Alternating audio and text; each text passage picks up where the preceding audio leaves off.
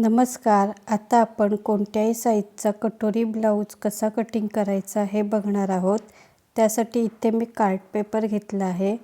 Card पेपरऐवजी तुम्ही direct कापडावर सुद्धा cutting करू शकता. इथे दिलेल्या मेजरमेंटप्रमाणे आपण ब्लाऊज कटिंग करणार आहोत. कापडाची घडी घालताना आपण डबल घडी घालणार आहोत. इथे मी कार्ड पेपरवर दाखवते, त्यामुळे मी सिंगल कार्ड पेपर घेतला आहे. आता आपण ब्लाऊजचा मागचा भाग कटिंग करणार आहोत. त्यासाठी ब्लाऊजची उंची आहे 13 प्लस 1 इंच म्हणजे 14च्या इथे आपण खुणा करणार आहोत आणि लाईन ड्रॉ करून घेणार आहोत. आपण छाती 36 इंच मापाचा ब्लाऊज कटिंग करणार आहोत. त्यासाठी शोल्डर घेणार आहोत 5.5 आणि मुंडा उंची पण घेणार आहोत 5.5. त्यानंतर लाईन ड्रॉ करून घेणार आहोत. त्यानंतर छातीचं मेजरमेंट टाकणार आहोत. छाती आहे 36. 36चा चौथा भाग येणार आहे 9. आपण 9 इंचाच्या इथे मार्किंग करून घेणार आहोत आणि 1.5 इंच शिलाई मार्जिनच्या इथे मार्किंग करणार आहोत आणि लाईन ड्रॉ करणार आहोत. हे झालं छातीचं मेजरमेंट. 36चा चौथा भाग 9 आणि 1.5 इंच शिलाई मार्जिन. त्यानंतर कमरेचं मेजरमेंट टाकणार आहोत. तर कमर आहे 30. 30चा चौथा भाग येतो 7.5. आपण 7.5च्या इथे मार्किंग करून घेणार आहोत. त्यानंतर 1 इंच टक्समध्ये जाणार आहे आणि 1.5 इंच शिलाई मार्जिन. त्यानंतर या फिटिंगच्या मार्किंग लाईन आपण ड्रॉ करून घेणार आहोत. त्यानंतर आपण मागच्या मुंड्याचा शेप देण्यासाठी इथे 1.5 इंचावर मार्किंग करून आपण शेप देणार आहोत. त्यानंतर आपण गळा रुंदी 2.5 टाकणार आहोत आणि गळ्याची उंची आहे 9 प्लस अर्धा इंच शिलाई मार्जिनमध्ये म्हणजे 9.5च्या इथे आपण मार्किंग करून घेणार आहोत. त्यानंतर गळ्याचा शेप देण्यासाठी इथे मी 2.5 इंचावर मार्किंग करते. तुम्ही आवडीनुसार 3 सुद्धा घेऊ शकता. त्यानंतर लाईन ड्रॉ करायची आहे. इथे मी 1 इंचावर मार्किंग करून गोल गळ्याचा शेप द्यायचा आहे. त्यानंतर इथे दाखवल्याप्रमाणे ब्लाऊजचा मागचा भाग आपण कटिंग करणार आहोत. हा आहे आपला ब्लाऊजचा मागचा भाग. आता आपण पुढचा भाग कटिंग करणार आहोत. पुढच्या भागावर कटिंग केलेला मागचा भाग ठेवून इथे दाखवल्याप्रमाणे मार्किंग करून घेणार आहोत. मागच्या भागाची मार्किंग करून झालेली आहे. ब्लाऊजच्या पुढच्या भागाला आपण 1 इंचानी उंची वाढवणार आहोत आणि उंचीची लाईन ड्रॉ करणार आहोत. त्यानंतर गळा रुंदी 2.5 इंच आणि पुढच्या गळ्याची उंची 6 आहे प्लस अर्धा इंच शिलाई मार्जिन म्हणजे 6.5च्या इथे आपण मार्किंग करणार आहोत. त्यानंतर गळ्याचा शेप देण्यासाठी आपण 2.5 इंचावर मार्किंग करणार आहोत आणि लाईन ड्रॉ करणार आहोत. त्यानंतर 1 इंचावर मार्किंग करून गोल गळ्याचा शेप देणार आहोत. त्यानंतर मुंड्याचा शेप देण्यासाठी लाईन ड्रॉ करणार आहोत. त्यानंतर 1 इंचावर मार्किंग करून पुढील मुंड्याचा शेप देणार आहोत.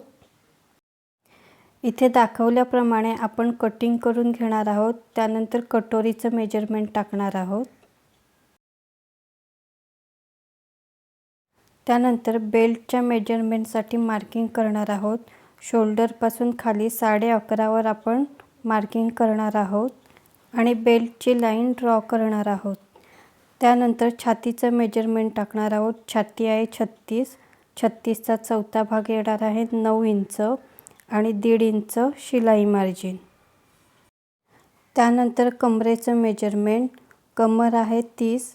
30चा चौथा भाग येतो 7.5 इंच. त्यानंतर अर्धा इंच शिलाई मार्जिन आणि 1.5 इंच मार्जिनसाठी. त्यानंतर फिटिंगच्या लाईन आपण ड्रॉ करून घेणार आहोत. त्यानंतर आपल्याला कटोरीचं मेजरमेंट टाकायचं आहे. कटोरीचं मेजरमेंट टाकताना आपल्याला हे मेजरमेंट मोजायचं आहे. तर हे मेजरमेंट आलेलं आहे 8.5 इंच. तर 8.5चा आपल्याला तिसरा भाग घ्यायचा आहे. तर 8.5चा तिसरा भाग येतो 2.8 इंच. त्यामध्ये आपण 2.8 इंच प्लस करणार आहोत म्हणजे टोटल येतं 5.6 इंच. तर आपण 5.6 इंचावर मार्किंग करून घेणार आहोत. इथे दाखवल्याप्रमाणे 5.6 इंचावर मार्किंग करायचे आहे। त्यानंतर गळ्याच्या इथून 1 इंचावर मार्किंग करायचे आहे आणि कटोरीचा शेप द्यायचा आहे। त्यानंतर फिटिंगची लाईन कटिंग करायची आहे। त्यानंतर बेल्ट म्हणजेच योकपट्टी कटिंग करायची आहे। त्यानंतर कटोरीचा शेप कटिंग करायचा आहे। हा कटोरी ब्लाऊजचा पुढचा भाग कटिंग करून झालेला आहे। अशी सोपी पद्धत वापरून तुम्ही कोणत्याही मापाची कटोरी कटिंग करू शकता। आता वाढीव कटोरी कापण्यासाठी इथे मी कार्ड पेपर घेतलेला आहे।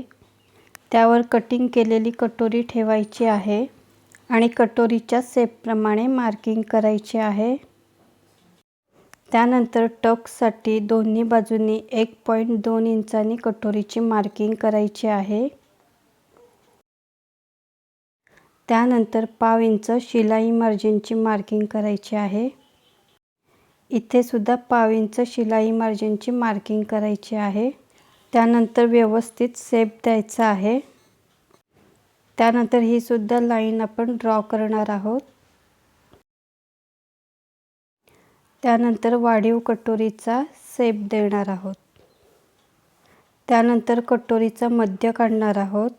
8.5चा मध्य येतो 4.25 इंच। त्यानंतर मध्याच्या इथून आपण 1 इंच वरती घेणार आहोत। त्यानंतर 2.7 वर मार्किंग करायची आहे। तुम्ही 3 सुद्धा घेऊ शकता। त्यानंतर लाईन ड्रॉ करायची आहे।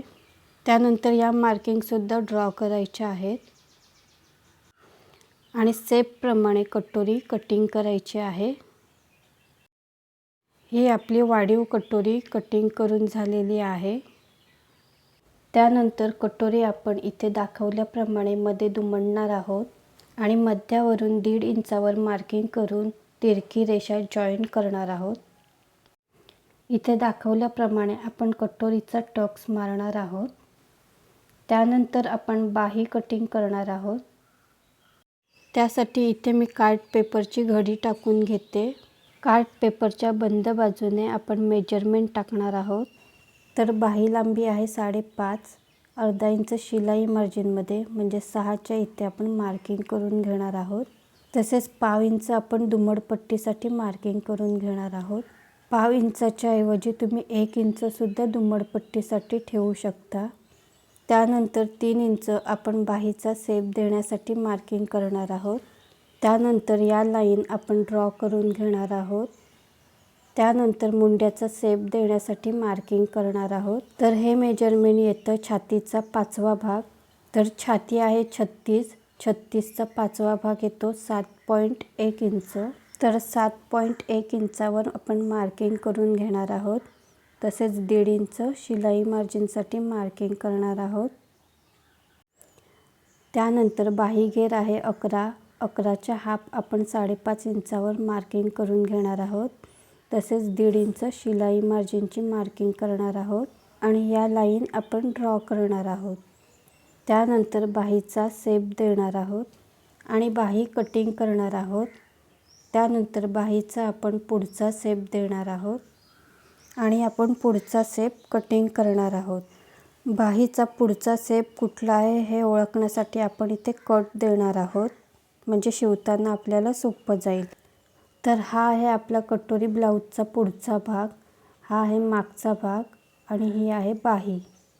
अशा सोप्या पद्धतीने जर कटोरी ब्लाऊज कटिंग केला तर एकदम परफेक्ट होतो।